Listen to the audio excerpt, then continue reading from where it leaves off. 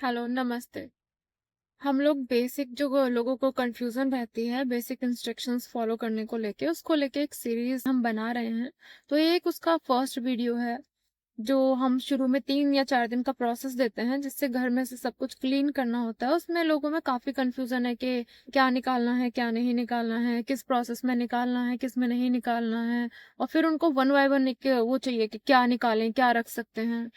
तो अगर आप नेगेटिविटी के लिए आए हैं और ऑलरेडी आप कई जगह पे जा चुके हैं या नहीं भी गए हैं, फिर भी आपको पता है कि आपके घर में नेगेटिविटी है, तो बेहतर रहेगा आप सब कुछ निकाल दें और जो चीजें जो आप पहले यूज करते आए हैं वो रिप्लेस कर दें। बेसिक इंस्ट्रक्शन में हम लोग ये बताते हैं कि आपको भोग नहीं देना है, सारी मूर्तियां निकाल देनी है, मूर्तियां रखना अलाउड नहीं है। भोग अगर जिन बर्तनों से देते थे वो सारे बर्तन आपको निकाल देने हैं। कोशिश करें कि फोटो 1 या 2 ही रखें और वो भी नया लाके दिए अपने नए ले आए। अगर आपके पास चांदी की या कोई भी महंगे धातु वगैरह की मूर्ति है तो उसको आप बेच सकते हैं। बेचने के बाद उसका आप 10% डोनेट कर सकते हैं, बाकी आप अपने यूज में ले सकते हैं। दिए अगर आप पहले यूज करते थे और आपको एक्सट्रीम नेगेटिविटी की प्रॉब्लम है या कई जगह आप जाके आए हैं, तो फिर उनको भी रिप्लेस कर देंगे तो बेटर रहेगा। मंदिर से कोई भी मंदिर में कपड़ा नहीं बिछाना है। कोई भी फ्लावर, माला या किसी चीज का कहीं का प्रसाद या कहीं से लाई हुई कोई चीज, सिक्के, इस तरह की कोई भी चीज नहीं रखनी है। कुछ लोग ऐसे होते हैं जो मंदिर से डेकोरेटेड आइटम या फिर सिंबॉलिक चीजें घर में डेकोरेट करके रखते हैं, वो भी नहीं रखने हैं, वो भी आपको निकाल देने हैं। अगर आप ऐसे आ रहे हैं कि आपके पास पितरों की समस्या है, उस सिचुएशन में भी आपको निकालना होगा, क्योंकि बहुत सारे केसेस में यही देखने को आया है कि चीजें मूर्तियों में या घर की जो और डेकोरेटिव आइटम होते हैं उनमें भी स्थान लेते हुए देखी गई है। तो हम यही रिकमेंड करते हैं कि आप उन चीजों को निकाल दें। मटेरियल बेनिफिट में भी सेम सिचुएशन जो कि मैंने ऑब्जर्व की है वो यही है कि आप अगर मूर्तियां रखते हैं, घर में बहुत चीजें रखते हैं, तो डिस्टरबेंस भी क्रिएट होता है और आप उनका ही पूरा नहीं कर पाते, क्योंकि मूर्तियों के अपने ही इतने रिचुअल हैं कि आप कितना भी करने जाएं, वो जो वो शक्तियां वहां पे बैठी होती हैं, नेगेटिविटी वहां पे बैठी होती है, वही कंज्यूम करती रहती है। तो आपको जितना आपको ग्रोथ मिलना चाहिए या फिर मटेरियल बेनिफिट मिलना चाहिए वो उतना नहीं मिल पाता है। सेम स्पिरिचुअल में, अगर आप स्पिरिचुअलिटी में ग्रो करना चाहते हैं तो फिर ऐसा होता है कि घर अगर आपकी पहली बात तो दिव्य दृष्टि ही आपकी नहीं खुलेगी या फिर आपको कोई एक्सपीरियंस ही नहीं होंगे। फॉर्चुनेटली अगर आपको कुछ हो भी जाता है एक्सपीरियंस, तो फिर घर की चीजें ही भ्रमित करती हुई देखी गई हैं। तो उसमें भी हम यही बोलते हैं, मेरा रिकमेंडेशन यही रहता है कि आप सारी चीजें निकाल के एक तरह से हर सिचुएशन में अपना बेसिक से शुरू करें।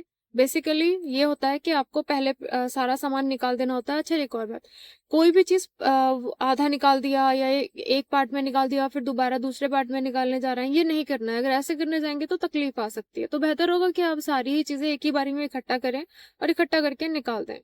उससे ये होगा कि जो अगर आधा निकालने जाएंगे कोई मसान की या किसी चीज की, बाबा भगत की कोई चीज होगी, तो फिर आपको उसमें एक्सीडेंट या फिर और कोई दिक्कत आ सकती है। लड़ाई झगड़े होना, फैमिली में शरीर पे प्रेशर आना, फैमिली में प्रॉब्लम्स आना।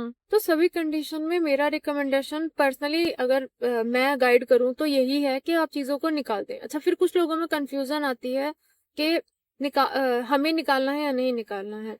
भाई, तुम सबसे स्पेशल नहीं हो, तुम भी देवताओं को लाके घर में एक एक आप खुद ही सोचो कि आप एक डेटी एक राजा को लाके आप एक अपने घर में अपने बाथरूम जैसी एक सिचुएशन उनके लिए हो जाती है, मैं आप रख दे रहा हूँ, फिर उनसे आप क्या एक्सपेक्ट करते हो? वहां पे अगर एक दिन भी पूरा रिचुअल छूटा तो उसके हिसाब से वहां पे आके नेगेटिविटी बैठती है।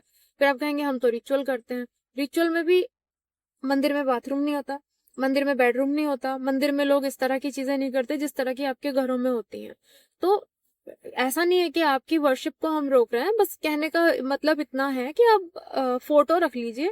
पुराने कॉन्सेप्ट के हिसाब से, वैदिक कॉन्सेप्ट के हिसाब से भी घर में मंदिर नहीं होना चाहिए। सार्वजनिक पूजा स्थल एक हुआ करता था, वहां पे सब जाया करते थे। अभी के हिसाब से लोगों ने ये बना दिया है कि घर में मंदिर बना लो, घर में लाके चीजें रख लो, भगवान को, ये नहीं होता है। एक भगवान को एक सार्वजनिक ऐसी जगह पसंद होती है जहाँ पे एक पंडित, एक पुरोहित पूरी तरह से रिचुअल कर रहा है, उनकी पूरा दिन पूजा हो रही है। एक अच्छा सार्वजनिक स्थल है जहाँ पे पॉजिटिव एनर्जीज का वास होता है, ना कि एक घर। स्पेशली एक्सट्रीम कंडीशंस, जैसे कि घर में किसी को हाजिरी आती है, ऑटिज्म के केसेस हैं, बहुत ज्यादा प्रॉब्लम घर में लोग फेस कर रहे हैं, नेगेटिविटी का इशू है, हाजिरी नहीं भी आती है, नेगेटिविटी का घर में इशू है, भूत प्रेत दिखते हैं या काम नहीं बन पा रहे हैं, बहुत ज्यादा नेगेटिविटी, लड़ाई झगड़े या प्रेशर आना, इस तरह की चीजें, मलिन सपने आना फील होते हैं, तो फिर तो बिल्कुल 101% ये है कि आप बिना सोचे ही सब कुछ अगर फॉलो करने के लिए तैयार हैं तो निकाल ही दें, नो इफ नो बट।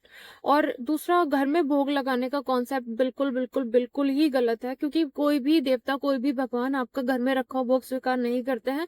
देवता भगवान बिना अग्नि के भोग स्वीकार नहीं करते हैं। तो आपको इतना ही शौक है कि हाँ चलो हमको भोग लगाना ही है अपने देवता को, तो फिर आप अग्नि जलाइए, स्वाहा बोलते हुए, मंत्र बोलते हुए, फिर आप एक हवन के रूप में 11 आहुति करते हुए, 21 आहुति करते हुए उनको भोग लगाइए। ऐसे घर में जो भोग रखने वाला कॉन्सेप्ट है ये बिल्कुल ही अच्छा नहीं है। इसमें पितर होते हैं या फिर नेगेटिविटी होती है, वो आके भोग लेते हैं। तो इन शॉर्ट, घर में कोई धागा नहीं, कोई ताबीज नहीं, कोई मूर्ति नहीं, किसी का दिया हुआ कोई सामान नहीं। अगर हमसे जुड़ रहे हैं तो किसी बुआ, भगत, बाबा इनके पास कोई विजिट नहीं, नहीं तो आपको कोई बेनिफिट नहीं मिलेगा। शक्तियां कॉन्फ्लिक्ट करेंगी और ज्यादा इश्यूज क्रिएट हो जाएंगे। भोग का कोई कॉन्सेप्ट नहीं।